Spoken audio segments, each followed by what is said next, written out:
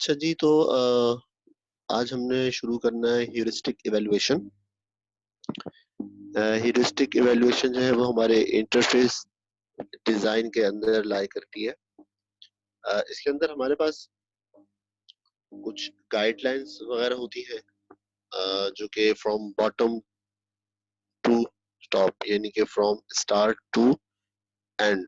Bottom to top तो नहीं कहना चाहिए इसको start from top to down कहना चाहिए, क्योंकि ये बिल्कुल जो गाइडलाइंस आती है वो या स्टैंडर्ड्स जो बन के आते हैं हमारे पास, वो बेसिकली हमारी जो टॉप मैनेजमेंट होती है, टॉप टीम होती है, वहां से निकल के आते हैं।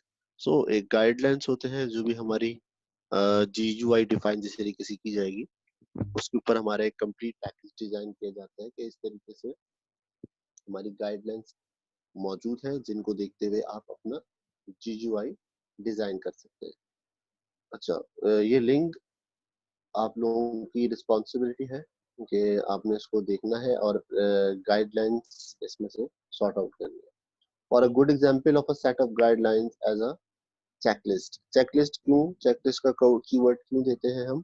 कि जो जो गाइडलाइंस, जो जो स्टेप्स आप फुलफिल करते जाते हैं, वही वही आप वहाँ पे चेक लिस्ट बनाते रहते हैं। उसका एडवांटेज ये होता है, सबसे बड़ा उसका बेनिफिट आपके लिए रहता है कि जो जो टास्क आप परफॉर्म करते रहते हैं, जो जो माइलस्टोन आप अचीव करते रहते हैं, आप अपने पास एक चेक लिस्ट डिफाइन करके उसके ऊपर चेक करते रहते हैं, ताकि आपको इस बात की गारंटी रहे कि हमने ये टास्क यहाँ पे परफॉर्म कर लिया।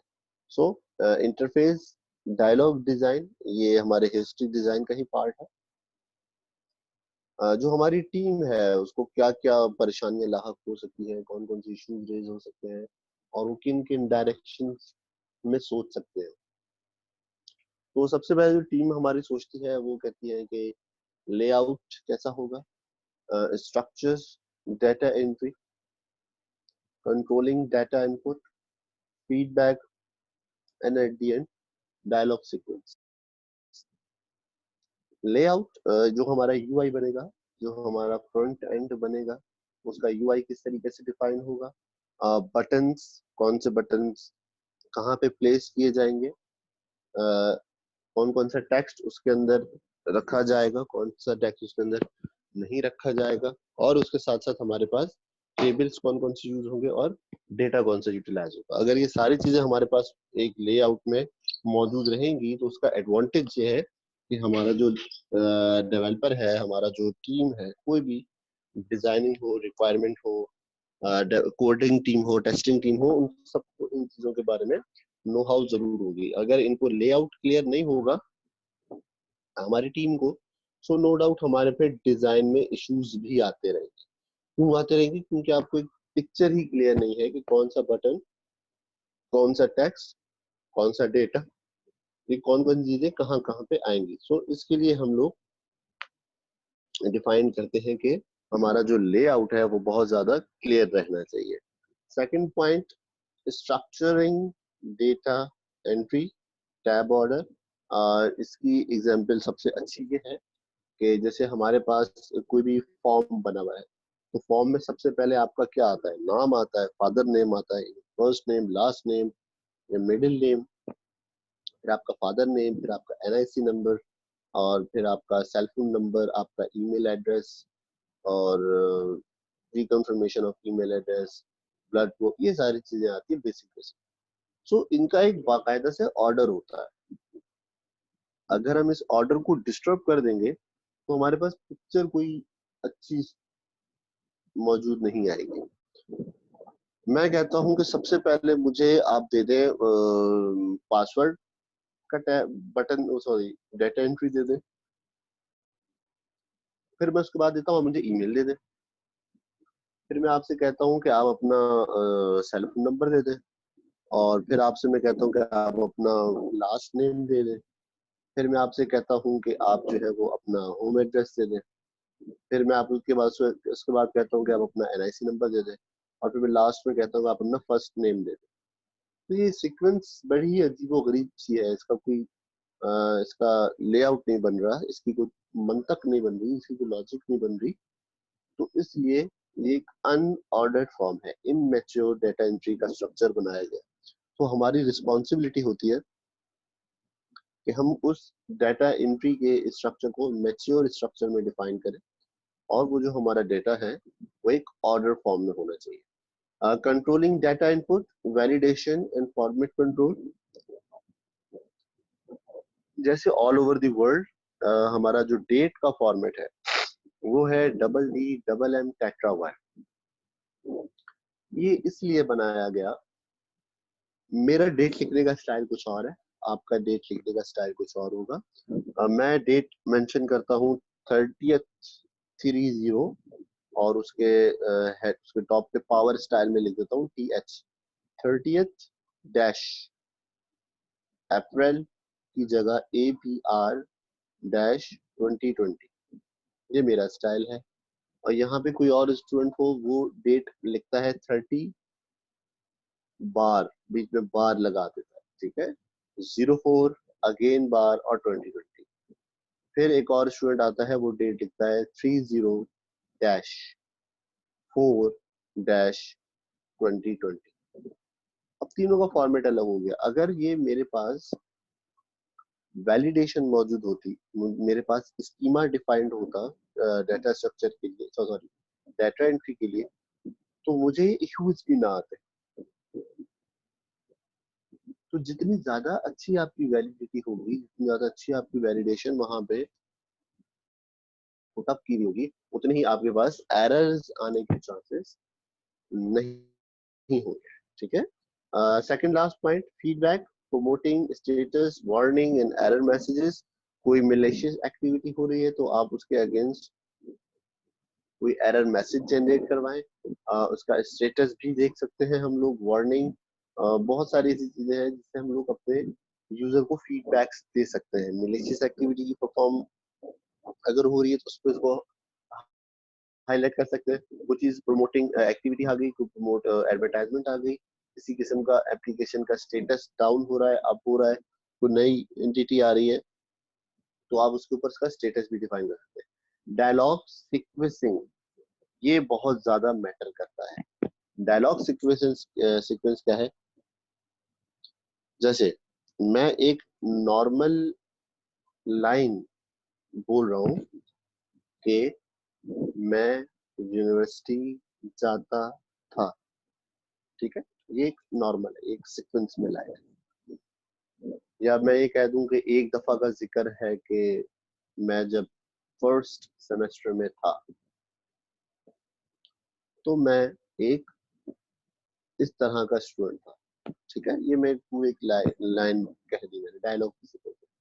अब मैं इसको इसकी सीक्वेंस चेंज करता हूँ, था मैं एक दफा का जिक्र, एक दफा यूनिवर्सिटी के अंदर और उसका जिक्र, तो इसकी सीक्वेंस सारी आउट हो चुकी है, ठीक है। मैंने क्या डायलॉग पहले कहा था, एक दफा का जिक्र है कि मैं यूनिवर्सिटी जाता था, ये एक सीक्वेंस बन रही है। अब मैं इसकी सीक्वेंस आउट कर दिया, जाता था, एक दफा का, यूनिवर्सिटी, जिक्र है, तो ये सारी की सारी सीक्वेंस आउट हो चुकी है।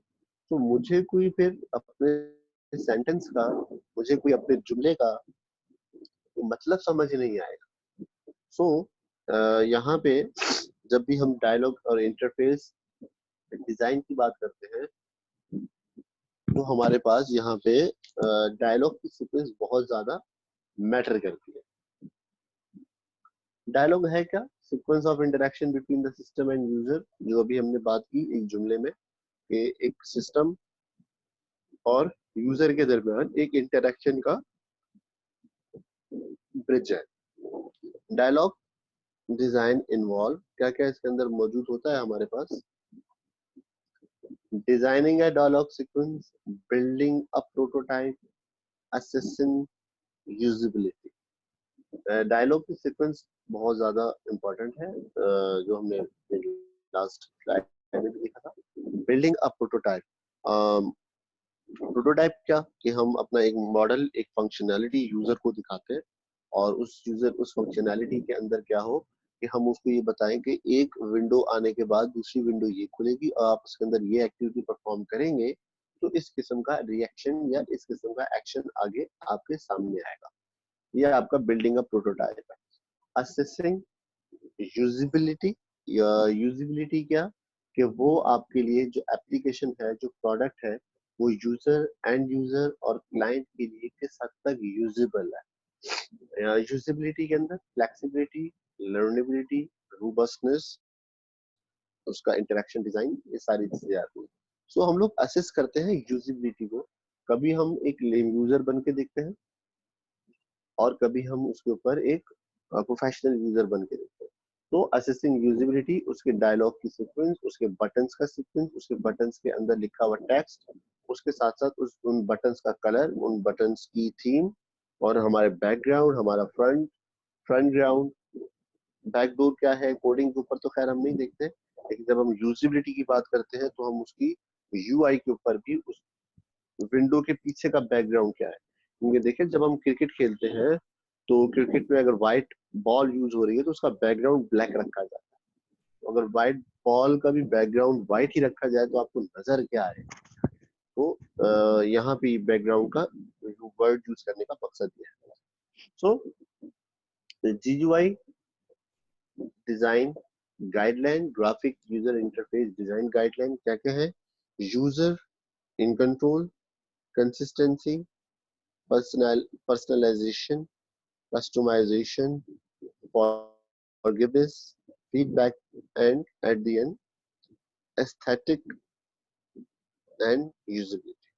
अच्छा, इन सब चीजों के बारे में आगे मौजूद है, तो हम ये एक एक करके देखते रहते हैं। User in control rather than the user perception of control, no mothering principle. The user should feel that they initiate action. Feedback is necessary for this to work. हमने बहुत पहले एक चैप्टर में इस बात का जिक्र किया था कि यूजर को भी कुछ हद तक कंट्रोलिंग दी जानी चाहिए। आपको याद होगा मैंने विंडो एक्सपी की एग्जांपल दी थी। स्टार्ट मेन्यू में जो स्टार्ट लिखा हुआ होता था, START, 5 अल्फाबेट्स हैं और उसको आप 5 ही अल्फाबेट के ऊपर अपना नाम भी लिख सकते हैं। जैसे फरहान, चलिए ये तो एक 6 कैरेक्टर का वर्ड है। अब्बास हम लोग कह लेते हैं ABBAS। तो अब्बास जो है वो 5 अल्फाबेट का एक नेम है, तो हम स्टार्ट की जगह अब्बास यूज कर सकते हैं। यूजर इन कंट्रोल, हमारा जो यूजर है वो फील करे इस बात को कि एक एक्शन की बिहाफ पे ये एक्शन परफॉर्म होगा, कंट्रोल्ड में रहना चाहिए उसको।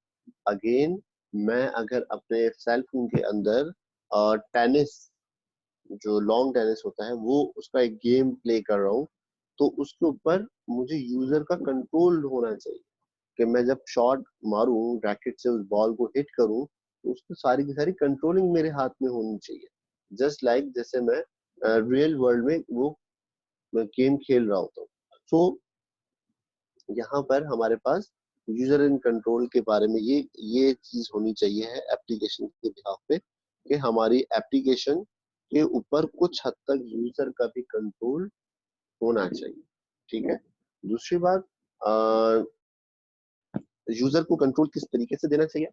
यूजर को इतना भी कंट्रोल नहीं दे देना चाहिए कि वो कल को अपनी विंडोज लेके बैठे, या यूजर को इतना भी ज्यादा कंट्रोल नहीं दे देना चाहिए है कि वो अपनी एप्लीकेशन या अपनी प्रोडक्ट खुद ही बना ले। मींस उसको अगर आप कोड भी दे रहे हैं तो कोड को आप रैप अप करके दें। रैप अप की टर्मिनोलॉजी क्या है? It's not like encapsulation technique. Encapsulation नहीं होती है, इनकैप्सुलेशन तो कुछ और चीज होती है, लेकिन यहाँ पे क्या है कि आप अपने कोड को रैप अप करके देते हैं ताकि वो आपके कोड को खोल ना सके। यही चीज हमारे फेसबुक के ऊपर है। यूजर को कंट्रोल तो दिया हुआ है, लेकिन इतना भी कंट्रोल नहीं दिया हुआ कि वो अपना कोड लिख के बैठ जाए और अपनी फेसबुक बना ले। नहीं, ऐसा नहीं है। तो इन चीजों में यूजर को कंट्रोल किया जाता है। कंसिस्टेंसी की बात आपको बहुत अच्छे से मालूम है। जब तक हमारी एप्लीकेशन का फर्स्ट पेज और वही सेम पैटर्न लास्ट पेज के ऊपर ना हो तो इसका मतलब ये कि आपकी एप्लीकेशन कंसिस्टेंट नहीं। जो वेब थीम, जो वेबसाइट के ऊपर आप जो थीम यूज कर रहे हैं वो स्टार्ट में भी वही होनी चाहिए है और एंड में भी वही होनी चाहिए। उसके ऊपर कोई भी चीजें आगे पीछे ना हो। आगे पीछे से मुराद के कलर कॉम्बिनेशंस आउट ना हो, पेज का लेआउट आउट ना हो, बटन की सीक्वेंस आउट ना हो। हाँ, बटन के जो उसके अंदर कीवर्ड है वो शायद अगले पेज पे जाके कुछ चेंज हो जाए, लेकिन जो बेसिक बटन होंगे वो अपनी जगह पे ही रहेंगे। सेकंड, उसकी उस वो जिस बिहेवियर पे काम कर रहा है वो अपना बिहेवियर चेंज ना करे। मैं अगर आपकी वेबसाइट अपने सेल फोन में खोल रहा हूँ और वही सेम वेबसाइट अपने लैपटॉप पे खोल रहा हूँ तो वो कंसिस्टेंट रहनी चाहिए। ऐसा नहीं है कि वहां कुछ और है और यहाँ कुछ और। सो कंसिस्टेंसी का यहाँ पे यही कॉन्सेप्ट है यूआई के हिसाब से। पर्सनलाइजेशन एंड कस्टमाइजेशन, यूजर को इस बात की कुछ कंट्रोल्स, जो कंट्रोल के ही साथ साथ अलाइन है कि यूजर अपने लिहाज से चीजों को पर्सनलाइज कर सके। नो डाउट जब हम अपनी कोई एप्लीकेशन इंस्टॉल करते हैं तो वो हमसे पूछता है कि जनरल ही इंस्टॉल कर दूं या आप उसको कस्टमाइज करना चाहते हैं। तो कभी कभी आप उसको कस्टमाइज कर देते हैं और कभी कभी आप उसको जनरलाइज कर देते हैं। तो जैसे हम जूम की मीटिंग स्टार्ट कर रहे हैं तो उसमें दोनों चीजें हैं, पर्सनलाइज भी है और जनरलाइज भी है। पर्सनलाइज और जनरलाइज उन्होंने क्या कॉन्सेप्ट दे दिया कि अगर आपने ये चीज परफॉर्म करवानी है, यानी कि मीटिंग का अगर पासवर्ड रखना है तो आप वहां पे चेक लगा दें, वो आपको पासवर्ड दे देगा। ये क्या है? ये पर्सनलाइजेशन है कि अगर आप चाहते हैं कि आपको पासवर्ड चाहिए तो वो आपको पासवर्ड देगा, अदरवाइज वो अपनी जगह पे ही मौजूद रहेगा।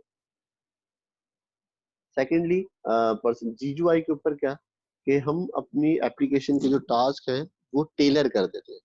टेलर इट मीन्स कि जो हमारी रिक्वायरमेंट है, जिस बिहेवियर पे हम उस एप्लीकेशन को रखना चाहते हैं हम उसको उसी तरीके से कट ऑफ कर सकते हैं, उसको अपने ही लिहाज से डिजाइन कर सकते हैं। ये हमारी टेलरिंग का कॉन्सेप्ट होता है। When the program operate differently from novice and advanced user. ठीक है, अब बहुत सारे ऐसे हम गेम्स खेलते हैं जो कि बिल्कुल बेसिक लेवल के होते हैं और कुछ गेम्स ऐसे होते हैं जो कि हमारे ऊपर लेवल के होते हैं, तो ये कस्टमाइजेशन के अंदर आते हैं। अगेन हम यहाँ पे विंडोज एक्सपी की एग्जांपल जरूर देंगे। विंडो एक्सपी के अंदर कस्टमाइजेशन बहुत ही जबरदस्त तरीके से की जाती है। सो अब हम आगे देखते हैं। Forgiveness, a good interface allow user to experiment and make mistake in a forgiving way। ठीक है, यहाँ पे कुछ आपको अजीब सा लगेगा कि यार यहाँ पे फॉरगिवनेस क्यों दी हुई है, वजह क्या है इसकी। ठीक है, अंडू का ऑप्शन है यहाँ पे। जो अंडू हम लोग बटन यूज करते हैं और अगर अंडू के बजाय हम लोग कंट्रोल जेड कर ले हैं तो वो क्या है? फॉरगिवनेस। यहाँ पर है फॉरगिवनेस का concept. A good interface allow user to experiment. हाफ इसको समझ लेते हैं कि हमारा जो यूजर है उसको हम इंटरफेस इस तरीके का डिफाइन करें कि वो पहले उस चीजों को एंजॉय करें, उसको यूज करें, उसको एक्सपेरिमेंट करें, उसको चला के देखें जहां उसको लग रहा है, और वहां वो मिस्टेक्स भी करे, गलतियां भी करे, चेक भी करे। अगर यार ये नहीं हो सकता तो ये भी हो सकता है। वहां पे फॉरगिविंग का कॉन्सेप्ट आता है। ठीक है जी। फिर हम लोग एक डेटाबेस के अंदर रोल बैक का भी कॉन्सेप्ट लेते हैं। ठीक है, रोल बैक का कॉन्सेप्ट क्या होता है कि आप अगर कोई क्यूरी लिख सकते हैं या आपकी क्यूरी लिखी है आपने और उस क्यूरी को आपने रोल बैक करना है, वापस करना है, सो क्या होगा कि आप अपना एक रोल बैक की क्यूरी लगाएंगे और उस तरीके से आपका जो क्यूरी है वो रोल बैक हो सकती है। ठीक है, आगे हम देख लेते हैं। Forgiveness implies facilities such as multi-level undo operation and the ability to cancel long running application या long running actions। ये हम लोग अपने डेली लाइफ में करते हैं। हमारे पास undo का भी ऑप्शन मौजूद है और हमारे पास जो प्रोसेसिंग बहुत ज्यादा लंबी चलती जा रही है, चलती जा रही है, कहते आप कहते हैं अरे यार क्या इतना स्लो सिस्टम चल रहा है, इसको कैंसिल ही कर देता हूँ। तो वहां पे आप उसको छोड़ देते हैं कि यार नहीं चल रहा सिस्टम तो ठीक है, हमने उसको माफ कर दिया। फीडबैक, फीडबैक बहुत ज्यादा इंपॉर्टेंट होते हैं। यूजर के कंट्रोल के हिसाब से आपकी फीडबैक, जो हमने फीडबैक यूजर इन कंट्रोल देखा था, तो उसमें फीडबैक का भी ऑप्शन था। तो जब तक आप अपने यूजर का फीडबैक नहीं देते, नहीं नहीं देखते अपने यूजर का फीडबैक, यूजर का फीडबैक अगर नहीं लेते हैं, यूजर की इन्वॉल्वमेंट नहीं लेते हैं, यूजर की इन्वॉल्वमेंट इस तरीके से नहीं रखते कि यूजर को पता ही नहीं होता या यूजर से आप पता ही नहीं करना चाहते, तो आपके पास फिर इश्यूज आते रहते हैं। क्या इश्यूज आते रहते हैं कि आप उन चीजों को ओवरकम नहीं कर सकते, उनको रेक्टिफाई नहीं कर पाते। तो इस वजह से हम लोगों को यूजर के ऊपर, यूजर के बिहाफ पे, यूजर इन कंट्रोल के बिहाफ पे फीडबैक का ऑप्शन लाजमी देना पड़ता है, ताकि यूजर उसके ऊपर फीडबैक्स दे सके। ये तो हमारा जनरल सिनेरियो है जो हम प्रैक्टिकली फीडबैक के ऊपर बात करते हैं। इसके अंदर जो लिखी है वो भी इसी से अलाइन हो रही है, आप चाहे तो उसको रीड आउट कर भी सकते हैं। सो एस्थेटिक एंड यूजिबिलिटी, ये भी हमारा एक पॉइंट था। Aesthetic is about visual appeal, usability is about ease, simplicity, efficiency, reliability in using the interface. Aesthetic के अंदर क्या चीज होती है कि हमारी जो एप्लीकेशन होती है उसके विजुअल्स क्या है, मींस उसका अगर मैं रियल सिनेरियो के ऊपर या रियल बिहेवियर को देखना चाहूँ, तो वो किस तरीके का मेरे पास आना चाहिए। तो इस तरीके से एस्थेटिक विजुअल्स क्या होते हैं कि कुछ आपकी एप्लीकेशन में रियलिटी की भी कॉन्सेप्ट्स होने चाहिए। जो एप्लीकेशन है उसको आपने, जैसे हम उर्दू में कहते हैं अच्छे वर्ड्स पे, नोक पलक संवारना, ठीक है, यानी कि उस एप्लीकेशन को मजीद खूबसूरती देना, उसको मजीद इनहांस करना। दूसरा हम लोग कहते हैं कि आप अपनी एप्लीकेशन में जिद्दत ले आए। नाउ व्हाट इज जिद्दत? ये जिद्दत ये है कि आप अपनी एप्लीकेशन के अंदर कुछ ऐसी एक्टिविटीज परफॉर्म करें जिससे आपकी वो एप्लीकेशन बूस्ट अप हो जाए, उसकी कलर थीम अच्छी हो जाए, उसके अंदर जो यूआई आपने यूज किया है वो और अच्छा यूज कर सकते हैं, ग्राफिक्स अगर आपने यूज किया। सो कोई भी एक नॉर्मल सा इंसान है, अगर आप उसका मेकअप करना शुरू कर देंगे तो क्या से क्या हो जाता है। तो यहाँ पर भी यही है कि आप उसको किस तरीके से, हाँ जी, आप उसको किस तरीके से उसके अपील को, उसके ड्रेस को किस तरीके से बेहतर कर सकते हैं। अब यूजिबिलिटी क्या है? यूजिबिलिटी क्या है? It's about easy, ease product. User को कितनी आसानी हो रही है आपकी एप्लीकेशन में। नो डाउट आपकी कलर की बहुत अच्छी लगाती है, आपने आपने बहुत अच्छे कपड़े पहना दिए अपनी एप्लीकेशन में, लेकिन अब यूजर आपको उसको यूज नहीं कर पा रहा। क्यों यूज नहीं कर पा रहा? क्योंकि वो कॉम्प्लेक्स सिस्टम बना चुके हो आप। जितना ज्यादा सिंपल प्रोडक्ट होगा उतनी ही ज्यादा यूजर को उस प्रोडक्ट को इस्तेमाल करने में आसानी रहेगी।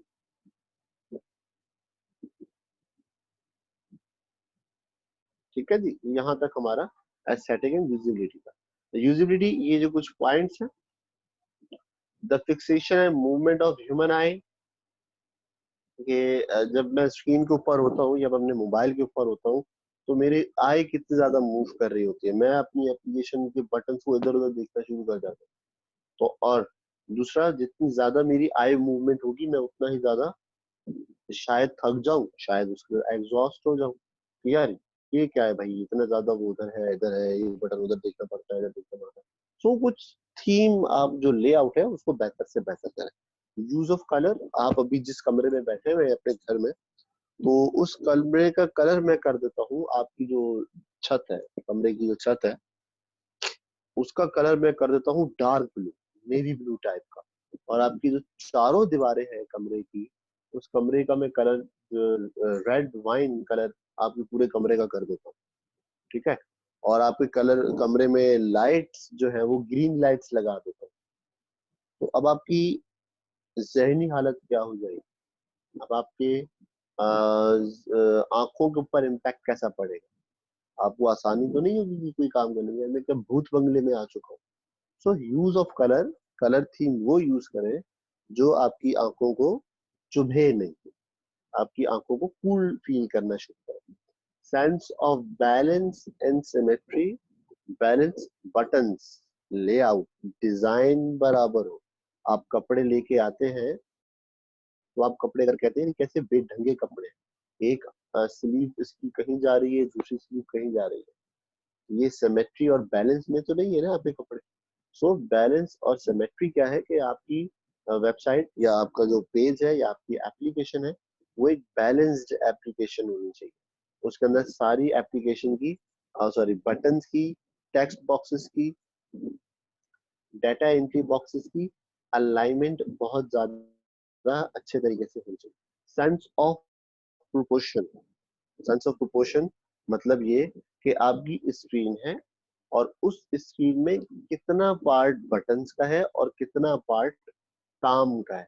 माइक्रोसॉफ्ट वर्ड मैं buttons buttons buttons buttons buttons दे दूं तो मेरे पास स्क्रीन क्या बचेगी। तो सेंस ऑफ प्रोपोर्शन ही मेरा आउट हो रहा है। मैं लेफ्ट से भी उसको बॉर्डर दे रहा हूँ, राइट से भी बॉर्डर दे रहा हूँ, टॉप से भी उसको बहुत ज्यादा मेन्यूज लेके नीचे तक आ गया रॉ वाइज, तो मेरे पास बचा क्या स्क्रीन, मैं तो काम ही नहीं कर पा रहा। सो सेंस ऑफ प्रोपोर्शन भी होना चाहिए आपके पास। The group of related element, no doubt आप जो अपनी एप्लीकेशन या अपनी वेबसाइट के अंदर जो भी मटेरियल रख रहे हैं वो उसके एलिमेंट उसके ग्रुपिंग का ही होना चाहिए। मैं इंसर्ट के अंदर जाके और इंसर्ट के अंदर क्या होना चाहिए, मैं माइक्रोसॉफ्ट वर्ड की ही बात कर रहा हूँ, तो इंसर्ट का अगर ऑप्शन मौजूद है तो इंसर्ट के ऑप्शन में वो सारी चीजें होनी चाहिए जो मैं उसके अंदर इंसर्ट कर सकता हूँ। अब इंसर्ट के ऊपर जाके मेरे पास वो तो नहीं होना चाहिए कि मैं इसके ऊपर जाऊं और अपना प्रिंट का ऑप्शन वहां डाल दूं, ये तो बेवकूफी है। Last, the responsive of the system, ये हम पहले बात कर चुके थे, रिस्पॉन्सिव मोबाइल, लैपटॉप और डेस्कटॉप, ओवर दी वेब और ओवर दी ऑफलाइन एप्लीकेशन, इसकी हम बात कर चुके हैं। Symmetry, law of proximity. How many groups are there in the image? How do you know? कैसे आपको कैसे पता चल गया कि ये एक इमेज है, ये दूसरा इमेज है, ये तीसरा है, चौथा है, ये पांचवा है, ये छठा है। ये हमें कैसे पता चल गया कि एक सिमेट्री के अंदर मौजूद है। कैसे सिमेट्री के अंदर कि एक सीक्वेंस में मौजूद है। सीक्वेंस में मौजूद कैसे है कि वो एक दूसरे के साथ इस तरीके से अलाइन हुए हुए हैं कि वो आपको ये लग रहा है यार ये एक ही एप्लीकेशन पे। अब ये जितनी चीजें हैं ये अलग अलग नहीं है। ये एम टेलीविजन का एक लोगो है और इसके ऊपर लिखा गया है यूरोप म्यूजिक अवार्ड 2002 बार्सिलोना में हुआ था। और उसके जो हमारे पास वो थे स्पॉन्सर्स थे वो ये थे डॉक्स गबाना, ये लाइव है, फुट लॉकर है और अमेरिकन एक्सप्रेस। ठीक है, तो ये हमारे उसके बाद स्पॉन्सर्स थे। तो इनका एक सिमेट्री में डिजाइन हुआ हुआ है, इनकी जो सारी चीजें हैं ये अलग अलग डिजाइन हुए हैं, इसलिए क्योंकि ये वाला जो हमारा लोगो है वो एक सिमेट्री के अंदर मौजूद है। अगर मैंने इसको इसी सिमेट्री के अंदर रख दिया है सो इट मीन्स के इसका अब एक सीक्वेंस बन रहा है और ये कुछ लुक में अच्छा भी आ रहा है। तो इस तरीके से हम लोग कहते हैं कि आप अपनी सिमेट्री को बेहतर से बेहतरीन रखें। इस तरीके से रेडियो बटन्स में भी आप लोग बहुत अच्छे से काम कर चुके हैं। तो इसके ऊपर अब मजीद हम आपको क्या डिफाइन करें, आपके रेडियो बटन्स के सीक्वेंस से होने चाहिए ताकि आपको सिमेट्री ठीक तरीके से डिफाइन करें। अब यहाँ देखें सिमेट्री आउट हो रही है अगर मैं कहूँ, ठीक है, तो यहाँ पर एक चीज आउट हो रही है, सबको एक सीक्वेंस में होना चाहिए तो ताकि आगे एक और वर्ड भी मौजूद है। सो ये सारी चीजें एक कॉन्सेप्चुअल वे में चलनी चाहिए। What do you see in the image to right, what is it reality, coherence in thought and action, ये क्या है, ये एक कोई स्लाइड का व्यू है या कोई वेब पेज है, यह क्या है, इसका तो मुझे इमेज ही समझ नहीं आ रहा है जो है क्या असल में। इनका आप लेआउट देखें, सबके लेआउट्स आउट है, सबके बटन्स के जो डिजाइन है वो आउट है। किसी में वाई नजर आ रहा है, किसी में वाई अजीब सा नजर आ रहा है, किसी में आपको एरो हेड नजर आ रहा है, किसी में कुछ नजर आ रहा है। सो एक इमेज कुछ अजीब सी नजर आ रही है। यहाँ पर इसका लेआउट भी कुछ फॉर्मल सा नहीं है। ठीक है, कलर एग्जाम्पल, ट्राई ट्राइची ट्राई ची ट्राई। अब अगर आप यहाँ देखें तो आपकी एप्लीकेशन अगर बेहतर जीयूआई पे है तो आप इस पर्टिकुलर पिक्चर को उठाएंगे तो आपको यूआई बहुत ज्यादा खराब लगेगी। इसी तरीके से कलर कॉम्बिनेशन यहाँ देखें आपका अब आउट हो रहा है सारी पिक्चर। तो जो एप्लीकेशन आप जैसे यूज करेंगे उसका यूआई सॉरी उसकी कलर एग्जाम्पल बहुत ज्यादा मैटर करती है। तो हर एक इंसान जैसे हमने बात की थी कलर ब्लाइंड, कुछ लोग कलर ब्लाइंड होते हैं उनको नहीं समझ आ रही थी, तो उनके लिए भी हम एप्लीकेशन को किस तरीके से डिजाइन करते हैं। ये एग्जाम्पल है, choose 3 more scenarios for your website based on your user case sorry use case। हमने आपको लास्ट एक्सरसाइज दी थी, एक्सरसाइज 1, एक्सरसाइज 2, ये उन्हीं के ऊपर अब आपने मजीद काम करना है। क्या काम करना है कि ठीक है बेटा एजाज सही है ओके। अच्छा ये हमारे पास सिनेरियो वही सिनेरियो है जो आपने पहले डिजाइन किया था, जो आपने यूआई पहले बनाया था ना, एक्सरसाइज 1 और एक्सरसाइज 2 में प्रोटोटाइप बनाया था, उसी के ऊपर ये सारी चीजें इनपुट करनी। ठीक है, कोई एक सिनेरियो बना लें। आपने तो पहले एक पूरा पेज बना लिया था, अब क्या करना है, choose 3 more scenarios for your website based on your user case use case. आप वही एप्लीकेशन रखें या वही वेबसाइट रखें, उसके ऊपर आप अपने यूज केसेस को बढ़ा दें। ठीक है, अब आप अपना कोई प्रोटोटाइप बना लें। ठीक है, प्रोटोटाइप तो ऑलरेडी आप बना चुके हैं। Ensure that your GUI has enough detail that a user can walk through a entire process. अब आपने जो जीयूआई डिफाइन करना है उस सारे के सारे जीयूआई में डिटेल्स कंप्लीट होनी चाहिए। ठीक है, ये आपने काम करना है। इसके बाद यहाँ तक आपने एक्सरसाइज को कंप्लीट करें, फिर हम इसको आगे देखते हैं।